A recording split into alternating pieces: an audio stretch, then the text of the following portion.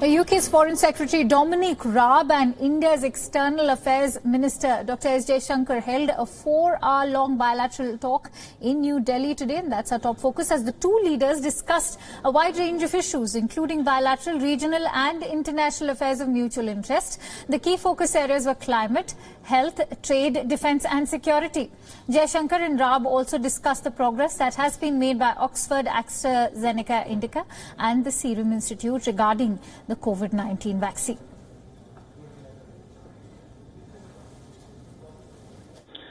A lot of our time today was spent on how to give policy directions to broaden our cooperation and encourage more activities and collaborations.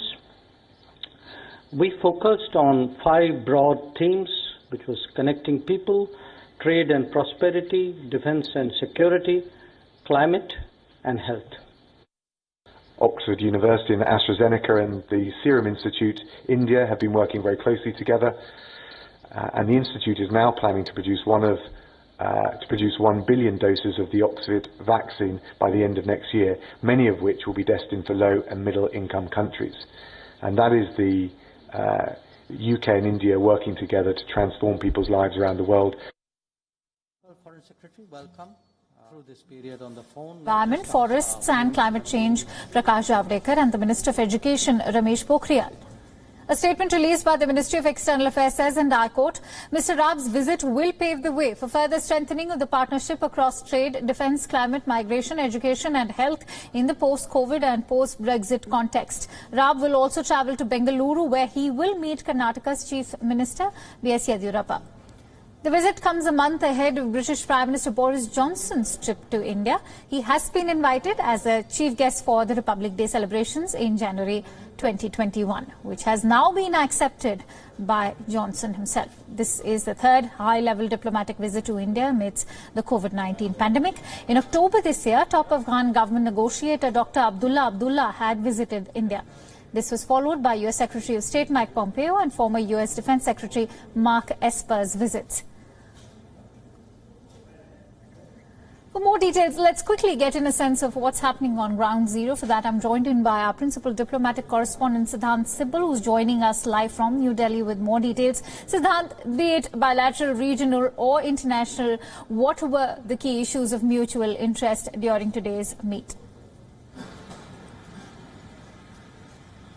Akanksha, this is the first standalone bilateral visit of any foreign minister to India amidst the COVID pandemic, and the big focus of this visit is to pave way for the visit of the British Prime Minister Boris Johnson. It was confirmed just a short while ago officially by the British side, saying that they have accepted the invite of the Indian Prime Minister for the British Prime Minister to come to India for the Republic Day parade in January. But by and large, this was also an occasion to talk about what is happening in not only in the relationship but also in the region. The focus areas were the evolution of the Indo-Pacific concept, the situation in Afghanistan, the situation in Middle East. These were the key focus areas, but largely it was the COVID pandemic that was discussed by both sides, given the fact that this is something that India, of course, and all the world leaders are discussing with each other, how to come about with a global response when it comes to the pandemic and also when it comes to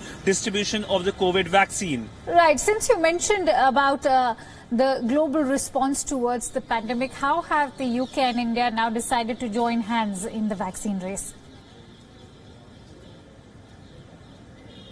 We already know how both of them are working when it comes to the COVID vaccine. The process has already started. The immunization process has started in United Kingdom, and India is also set to start the process perhaps in January of next year, perhaps in a few weeks' time. But largely when it comes to the COVID pandemic, both countries are working together on how to come about with a joint response. In fact, India has been able to prove itself as a global capital of pharmaceuticals amidst the pandemic by sending the HCQ and paracetamol to many countries, including United Kingdom. Remember, United Kingdom had thanked just a few months ago to New Delhi for sending the paracetamol and HCQ, but largely, other than the COVID response and the pandemic, this visit is to make sure that the new era of relationship starts with the visit of the British Prime Minister next month, given the fact that how United Kingdom has almost got over from the transition period of the Brexit. The Brexit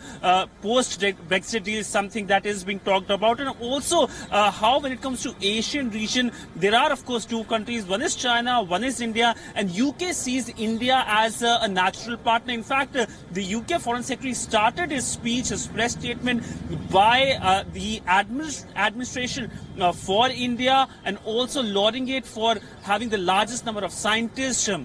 And also it's a big democracy. That was a point to be noted, given the fact that how there have been challenges to democratic norms in the region and of course the world.